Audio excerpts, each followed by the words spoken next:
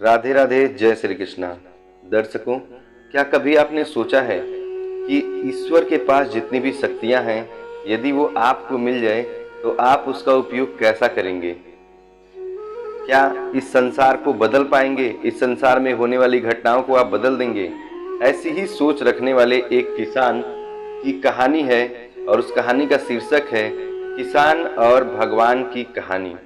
तो वीडियो को शुरू करते हैं, लेकिन उससे पहले यदि आप चैनल पर नए हैं तो चैनल को सब्सक्राइब कर दीजिए ताकि हमारे आने वाले सभी वीडियो की नोटिफिकेशन आपको मिलती रहे। तो आइए शुरू करते हैं। किसी ने क्या खूब कहा है कि जो मुस्कुरा रहा है उसे दर्द ने पाला होगा। जो मुस्कुरा रहा है उसे दर्द ने पाला होगा। जो चल रहा है उसी के पाँव में छाला होगा। बिना संघर्ष के इंसान चमक नहीं सकता। बिना संघर्ष के इंसान चमक नहीं सकता। जो जलेगा उसी दिए में उजाला होगा। जो जलेगा उसी दिए में उजाला होगा। हम में से बहुत से ऐसे लोग हैं जो संघर्ष से बचना चाहते हैं, संघर्ष नहीं करना चाहते हैं, परिस्थितियों से भाग जाना चाहते हैं, परिस्थितियों से लड़ना नहीं चाहते हैं। लेकिन उन्हें याद रखना चाहिए कि संघर्ष ही तो आत्मा है। इसीलिए कहते हैं जितना कठिन संघर्ष होगा उतनी ही शानदार जीत होगी। इसलिए कभी भी कठिन परिश्रम से हमें नहीं डरना चाहिए। एक किसान जो भगवान को बहुत मानता था, एक बार वह किसान भगवान से बहुत नाराज हो गया। किसान बहुत ही मेहनती था। बहुत मेहनत करने के बाद वह खेतों में अनाज उगाता, उसकी देखभाल करता, लेकिन अक्सर उसकी फसल खराब हो जाती। कभी बाढ़ आ जाती, कभी सूखा पड़ जाता, तो कभी तेज धूप, कभी आंधी, किसी न किसी मतलब से उसकी फसल खराब हो जाती थी। वह बहुत दुखी हो जाता था। एक दिन की बात है, किसान गुस्से में आसमान की तरफ देखकर भगवान से कहता है, हे ईश्वर, लोग आपको सर्वज्ञाता मानते हैं, आपकी मर्जी के बिना एक पत्ता नहीं हिलता, पर मुझे तो ऐसा लगता है कि आपको तो छोटी सी छोटी बातों का भी नहीं पता है। छोटी छोटी बातें भी आप नहीं जानते हैं। आपको तो यह भी नहीं पता है कि खेती बाड़ी कैसे होती है। अगर आपको पता होता तो हर समय जो बाढ़, आंधी और तूफान आते हैं, फिर वो कभी नहीं आते। आप नहीं जानते कि इससे कितना नुकसान होता है।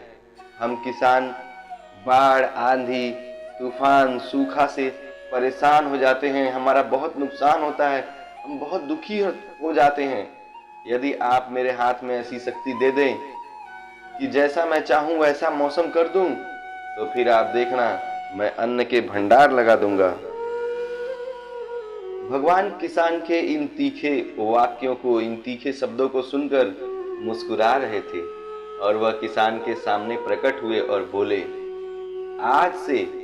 मैं आज से तुझे ऐसी शक्ति देता हूं कि तू अपने खेतों पर जैसी तुम्हारी इच्छा होगी वैसा मौसम कर पाओगे, वैसा मौसम कर सकोगे। मैं इसमें बिल्कुल दखल नहीं दूंगा, सब तुम्हारी इच्छा से होगा। किसान तो वरदान पाकर बहुत खुश हो गया था। अब किसान अपने खेतों में गेहूं की फसल बोई। जब जब किसान को लगा कि खेतों को धूप चाहिए, उसने धूप करा दिया। जब जब चाहा कि पानी चाहिए, बारिश करा दिया। मतलब अब जिस चीज की जरूरत होती थी वही कराता था वो। आंधी, तूफान, बारिश, बाढ़, इन सब चीजों से जो है अपने फसलों को बचाया, अपने खेतों को बचाया। किसान के खेत में इस वर्ष ऐसी फसल हुई जैसी शायद पहले कभी हुई ही न थी। हरी भरी लहलहाती फसल को देखकर किसान मन ही मन बहुत खुश हो रहा था और वह सोच रहा था, अब सबूत के साथ दिखाऊंगा भगवान को कि ऐसा किया जाता है, शक्ति का सही उपयोग। मेरी सफलता देखकर तुम्हें अपने नियम जरूर बदलने पड़ेंगे। कुछ दिन गुजरे, कुछ दिन और गुजरे, कुछ दिन और बीते। अब फसल कटने को तैयार थी। किसान बहुत ही उत्सुकता के साथ फसल जैसे ही काटने लगा, उसकी नजर गेहूं की बालियों पर गई तो उसने पाया कि गेहूं में जो है, बालियों में जो है अनाज का दाना नहीं है। और वह अपना सर पीट पीट कर चिल्लाने लगा, रोने लगा। गेहूं की एक भी बाली में एक भी दाना नहीं था, सारी बालियां अंदर से खाली थी। अब किसान बहुत दुखी हो गया अब किसान ने भगवान को रोते हुए फिर से पुकारा और कहा, हे प्रभु, तुमने मेरे साथ यह क्या कर दिया? तुमने मुझे ऐसी सजा क्यों दी? भगवान प्रकट हुए और बोले, पुत्र, ये तो होना ही था, क्योंकि तुमने अपनी फसल को संघर्ष करने का मौका ही नहीं दिया। तुमने तो उन्हें आंधियों से जूझने नहीं दिया, न तेज बारिश को सहने दिया और न ही धूप में तपने दिया। तुमने अपने खेतों को एक भी चुनौती का सामना नहीं करने दिया, इसलिए तुम्हारी फसल अंदर से खोखली रह गई है। जब आंधी तूफान, तेज बारिश और बहुत धूप पड़ती है, तभी ये पौधे अपने अस्तित्व को बचाने के लिए संघर्ष करते हैं। और इसी संघर्ष से जो बल पैदा होता है, इसमें जो शक्ति होती है, जो ऊर्जा होती है, इसी ऊर्जा को वह अनाज में बदलते हैं।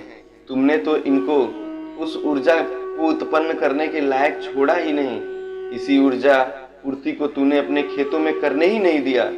तेरे खेतों में बालियां सिर्फ इसलिए नहीं फूटी क्योंकि तुमने उन्हें कठिन परिस्थितियों से गुजरने ही नहीं दिया, जहां तक उनके अस्तित्व का जन्म होना था। यदि वो भी संघर्ष करते, अपने अस्तित्व के जन्म के लिए लड़ते, संघर्ष करते, तो उनमें, उनकी बालियों में आज गेहूं का दाना होता।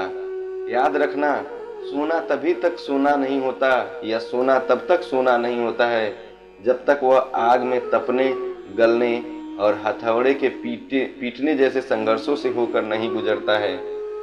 कोयले का टुकड़ा भी हीरा तभी बनता है जब वह उच्च दाब और उच्च ताप की मुश्किल परिस्थितियों से गुजरता है। इसी तरह हमारी जिंदगी में कोई भी संघर्ष ही ना हो, कोई भी चुनौती ही ना हो, तो हम भी इन गेहूं की बालियों की तरह खोखले रह जाएंगे। हमारा भी कोई अस्तित्व नहीं रह जाएगा। विपरीत परिस्थितियां, चुनौतियां और समस्याएं हमें और अधिक निखारती हैं। अगर जीवन में कठिन परिस्थितियां और चुनौतियां आएं, तो घबराना मत, बल्कि उनका डटकर मुकाबला करना चाहिए, डटकर सामना करना चाहिए और विश्वास करना कि आप और अधिक निखर जाओगे और अधिक मजबूत बन जाओगे। इसीलिए तो किसी ने सच ही कहा है, जिंदगी जीना आसान नहीं होता, बिना संघर्ष कोई महान नहीं होता। और जब तक न पड़े हथौड़े की चोट, तब तक मेरे दोस्त पत्थर भी भगवान नहीं होता, पत्थर भी भगवान नहीं होता। तो ये सोच अपने दिमाग में रखना चाहिए हमें, और हमेशा संघर्ष करते रहना चाहिए, परिस्थितियों से लड़ना चाहिए, जूझना चाहिए। तभी हम अच्छे इंसान और इस संसार के लायक बन पाएंगे। मुझे उम्मीद है यह कहानी आपको बहुत पसंद आई होगी। अगर पसंद आई हो तो लाइक और शेयर करना बिल्कुल मत भूलिएगा। राधे राधे, जय श्री कृष्ण।